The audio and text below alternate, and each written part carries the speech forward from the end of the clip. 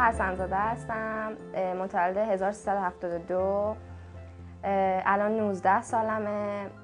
7 ساله که قهرمان اسکیت نمایشی ایرانم و از سال 83 تا الان توی تیم ملی اسکیت نمایشی هستم.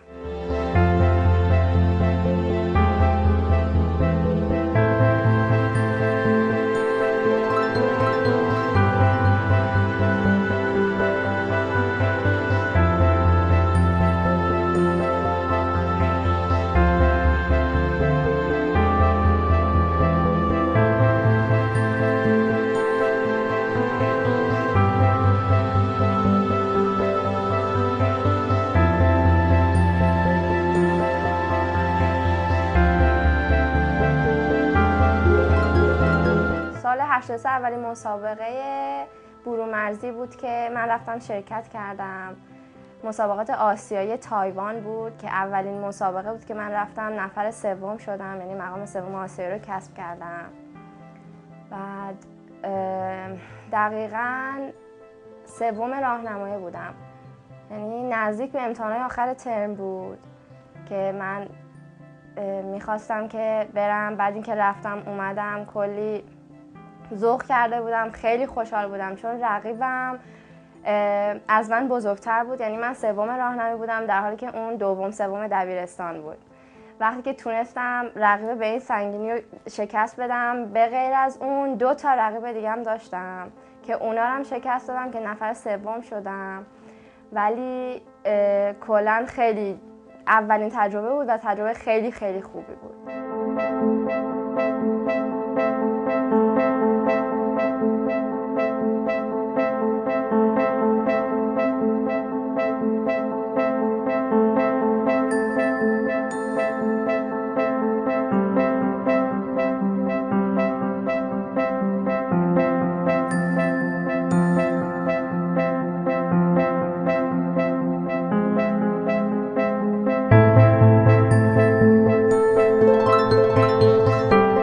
از 4 سالگی اسکیت رو شروع کردم. اولین باری هم که کفش اسکیت رو دیدم روزی بود که من با خانوادم و مادرم رفته بودیم خرید، یعنی حالت گشت و گذار بود. رفتیم و من از یه مغازه کنار یه مغازه وایساده بودم، بعد دیدم که اسکیت های رنگی رنگی هست اونجا. بعد عاشق چرخ اسکیت شدم. اول من تو سن 4 سالگی ژیمناستیک هم کار میکردم، یعنی قبل از شروع اسکیت. ولی اون موقعی که تو مغازه اسکیتار دیدم، از اون موقع به بعد به اون چرخا گیر دادم و مامانم اینا رفتم واسم اسکیتو خریدم. اون اولین اسکیت من بود. قبل از اینکه ما یه زمینی واسه اسکیت کردن پیدا کنیم یا یه مربی، من خودم تو اتاقم یا تو حیاط خونه اسکیت‌ها رو پام می‌کردم، اسکیت می‌کردم. یعنی دائم خودم شروع کردم این اسکیتو. یعنی اولین کسی که به من اسکیتو یاد داد خودم بودم.